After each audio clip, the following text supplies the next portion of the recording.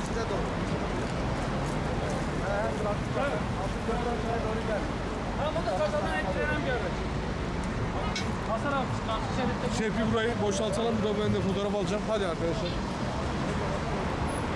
Abi bu yeni geldi.